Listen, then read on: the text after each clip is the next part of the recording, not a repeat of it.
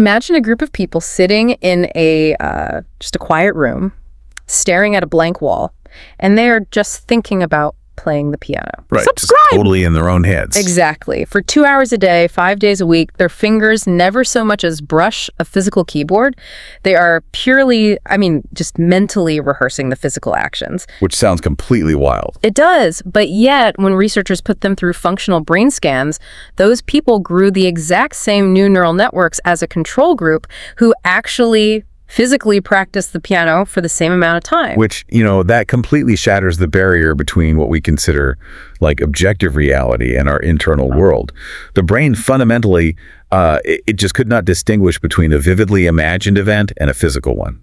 And that is exactly where we are starting today. Welcome to another deep dive. Today's mission is to unpack the hard science of how your thoughts literally shape your physical reality. We're using the research laid out in Dr. Joe Dispenza's book, Breaking the Habit of Being Yourself. And I want to set the record straight right from the jump here. This is not some fluffy, motivational speech about forcing yourself to just think positive. Oh yeah, far from it. We are dissecting a really heavily researched intersection of, neuroscience, quantum physics, brain chemistry, and epigenetics. Yeah, the heavy hitters. Exactly. We want to understand the biological machinery behind why it feels nearly impossible to change our routines and, the mechanics of how you can finally break the ultimate habit, which is the habit of being yourself. I promise you, by the end of this deep dive, you are going to look at your daily stressors and your own body, frankly, in a completely different light. But to get to that point, we have to start by dismantling how you probably view the universe right now. Yeah, we have to look at the old model. For the last few centuries, humanity has basically leaned on the Newtonian or the Cartesian model of reality. The classic cause and effect worldview, right? Right. It operates on the assumption that mind and matter are just entirely separate entities. You exist inside a universe that is basically a giant, predictable mechanical clock. It's like the old middle school science class model where atoms look like little solar systems made of solid styrofoam balls spinning around a dense center. Yeah, the styrofoam balls. Yeah. But that model is entirely obsolete.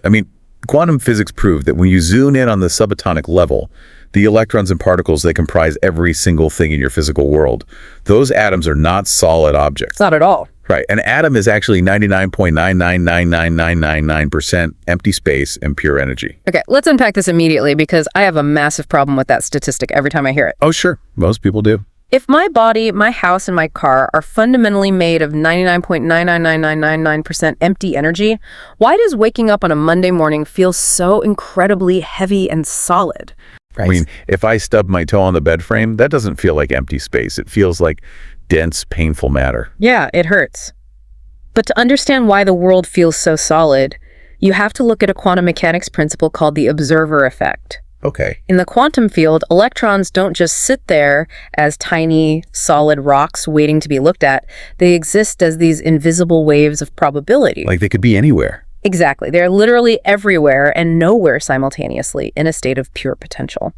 The mathematics actually show that it is only when a conscious observer focuses their attention on that field that those waves collapse into a highly specific physical particle. Wait. So the act of looking at something forces it to become a physical reality? Yes. The act of observation locks the probability into a physical point.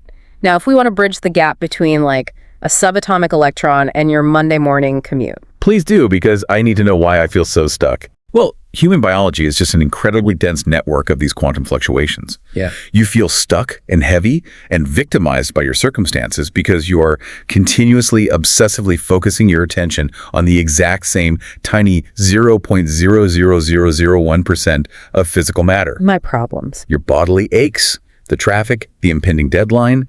Your brain's continuous localized focus forces the surrounding quantum field to collapse into the exact same predictable physical patterns over and over again. You are literally recreating your own suffering just by expecting it to be there. Wow. Because my attention is completely trapped in the physical fraction of reality. Exactly. So if I want to stop recreating the same heavy Monday morning, I have to learn how to communicate with the other 99.999999%, the invisible field of potential. Right. But how do you actually do that? The sources lay out a specific formula, and it requires combining two things. You need a clear intention, which is your conscious thought, and an elevated emotion, which is the feeling in your body. Yeah. And the easiest way to grasp this is through electromagnetism. In the quantum field, Your thoughts basically act as the electrical charge, sending a signal out. Okay. And your feelings act as the magnetic charge, drawing the event back to you. When you combine them, you create an electromagnetic signature that literally impacts physical matter. And we actually have concrete data on this. Yes, the HeartMath Institute study. Right. A cellular biologist named Dr. Glenn Rain set out to see if human consciousness could physically alter human DNA in a laboratory setting. Which, that sounds completely absurd until you look at the parameters they used. Oh, the setup is brilliant. They split trained individuals into 3 groups and gave them test tubes holding DNA strands. Group 1 was instructed to generate a strong, elevated emotion like deep gratitude or love, but they weren't given any specific intention or goal. They just felt good. Right, just the feeling. And the result, 0 changes to the DNA. And then group 3 did the exact opposite. They were told to hold a very clear intention in their minds, the thought, I want to unwind this DNA strand.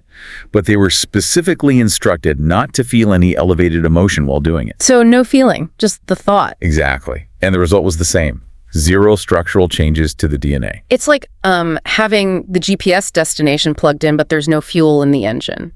Or, I don't know, revving the engine with no steering wheel. That is the perfect analogy. Yeah. The mechanism absolutely requires both. Group 2 provided that. They combined the elevated emotion, the fuel, with the clear, conscious intention to alter the DNA, the GPS destination. And what happened? In just 2 minutes, that group successfully wound or unwound the DNA strands in the test tubes by up to 25%. 25%? Yeah, their internal state of being physically restructured genetic material that wasn't even inside their own bodies. And the sources take this concept of the electromagnetic signature and they push it to a place that, frankly, hurts my brain a little bit. Oh, the prayer study. Yes. There is a study detailed here from the year 2000, conducted by an Israeli doctor named Leonard Leibovici. He wanted to test the effects of prayer on hospital patients suffering from severe blood infections. Right. But there was a catch that completely derails our concept of reality. The people praying in the year 2000 were not praying for current patients. They were randomly assigned to pray for patients who had been in the hospital between 1990 and 1996. Yeah, this is one of the most paradigm-shifting studies in modern medical literature. Wait, pause. Are you genuinely telling me that people sitting in a room in the year 2000 focused their intentions on people who were sick a decade earlier, and it altered their health in the past? That's what the data shows. How does that not completely violate the fundamental laws of physics? Well, it violates Newtonian physics. Yeah. Absolutely. But in the quantum model, time is not a linear arrow pointing from the past to the future. It is a simultaneous, interconnected web. Okay, my brain is stretching. Think about quantum entanglement. It shows that particles can affect one another instantaneously across vast distances of space. Leibovici's study basically suggests that entanglement also applies across time. Oh, wow. The data show that the patients who were prayed for retroactively actually experienced shorter durations of fever and shorter overall hospital stays back in the 1990s compared to the control group. And the statistical analysis proved it was far beyond random chance. So aligned intentions bypass space and time entirely. That is staggering. But it begs a very practical question. Sure. If the formula is simply to align your thoughts and feelings to change reality, why are we not all billionaires walking around in perfect health? Right. Why is it so hard? Exactly. Why do I default back to being stressed out about an email? If my mind says I want wealth, but my body feels poor and exhausted, I'm broadcasting a mixed out-of-phase signal, I'm failing the formula, what is mechanically stopping us from staying in that coherent state? The friction you're experiencing comes down to the physical hardware of your brain. There is a foundational principle in neuroscience known as Hebb's law. Okay. It states very simply, nerve cells that fire together wire together. Meaning my brain is essentially a physical map of my past environment? Precisely. Yeah. Every single day you wake up, you check your phone, brew the same coffee, drive the exact same route to work, sit with the same coworkers, and react to the exact same triggers. Yeah, the daily grind. When you perform these routines, you are repeatedly firing the exact same neural networks in your brain. Over the years, those networks wire into a dense, hard-coded, static circuitry. The hardware of your brain literally becomes a hardened reflection of the past. Which actually brings me to Dr. Daniel Emmons' work, which is referenced in the foreword of the book. Oh, his SPECT scans are fascinating. They really are. He's a psychiatrist who has done over 70,000 brain SPECT imaging scans. These scans measure blood flow and activity patterns in the brain. He points out that past traumas don't just give you bad memories, They physically alter and damage the hardware of the brain, creating actual structural potholes. Yeah, like literal damage. But engaging in focused meditative habits can actually boost blood flow back to the prefrontal cortex and literally age the brain backward. You can patch the potholes. And you patch those potholes using the exact same mechanism as the piano players we talked about at the start, mental rehearsal. Right. There was another incredible study looking at bicep and finger strength. Participants were asked to mentally rehearse contracting their arm and finger muscles. They never lifted a single weight. They never flexed a physical muscle. Just thought about it. Just thought about it. Yet at the end of the study, they had increased their physical muscle strength by 22%. By simply focusing their intention, they forced their biology to reorganize itself to match their internal thought process. Okay, here's where it gets really interesting. Because if our brains cannot tell the difference between a real external event and an imagined internal one, are we essentially using this incredible superpower in reverse every single time we sit in traffic and mentally rehearse an argument we want to have with our boss? You are weaponizing your own biology against yourself. Oh. When you sit in traffic seething about an imaginary argument, you aren't just wiring your brain's hardware for anger. You are actively flooding your entire body with a cascade of chemical signals. And if you repeat that loop enough times, your body actually becomes your subconscious mind. Okay, I need you to break that down. How does the body become the mind? Let's get into brain chemistry 101 because this feels like the missing link for why change is so hard. Sure. So whenever you have a thought, your brain manufactures a specific chemical. At the top of the chain, you have neurotransmitters. These are the chemical messengers acting within the brain itself, creating the electrical activity of the thought. All right. Then you have neuropeptides, which basically serve as the bridge. They travel out of the brain, down through your bloodstream, and dock onto the cells in your body. Like little chemical delivery trucks. Exactly. Finally, they trigger your glands to release hormones. Hormones are what create the physical sensation you call a feeling. So a fearful thought in the brain eventually cascades down and becomes the hormone cortisol in the body, making my stomach drop and my heart race. And the trap snaps shut a millisecond later. Once your body feels anxious, your brain monitors your body, notices the state of anxiety, and immediately generates more fearful thoughts to match the feeling you are experiencing. A doom loop. Total doom loop. Thought creates feeling, and feeling creates thought. Over years of this continuous loop, it merges into a memorized state of being. Which sets up the terrifying 95% rule. The research states that by the time you reach age 35, 95% of who you are is a set of memorized subconscious programs. You are basically running on biological autopilot. Yeah, the body has practiced feeling a certain way for so long that it literally knows how to execute that emotional state better than your conscious mind does. Let's look at the cellular level. Okay. If you spend 20 years feeling guilty, your cells are constantly bathed in the chemistry of guilt. The receptor sites on the outside of your cells physically adapt to accommodate that specific chemical. They get desensitized. So they need more to feel it. Right. Just like an addict needing a bigger hit of caffeine or nicotine to feel normal, your cells start demanding a larger dose of guilt just to function at baseline. So what does this all mean for someone trying to change their life? Think about the last time you decided to start a diet or be more positive on a Monday morning. By Tuesday afternoon, your brain is giving you a million perfectly logical reasons why you should eat a donut or snap at your spouse. Typical Tuesday. Right, but that isn't a lack of willpower. Your cells are staging a drug withdrawal rebellion. They absolutely are. When you try to change your emotional baseline, your cells notice the sudden absence of their familiar chemistry. They send a sneaky fast-track alarm signal right up your spinal cord to the brain, while simultaneously sending a slow-track hormonal signal through the bloodstream. Sneaky is right. They essentially hijack your central nervous system, forcing your brain to manufacture thoughts like, "You'll never change," or "It's your mother's fault," or "Just start tomorrow."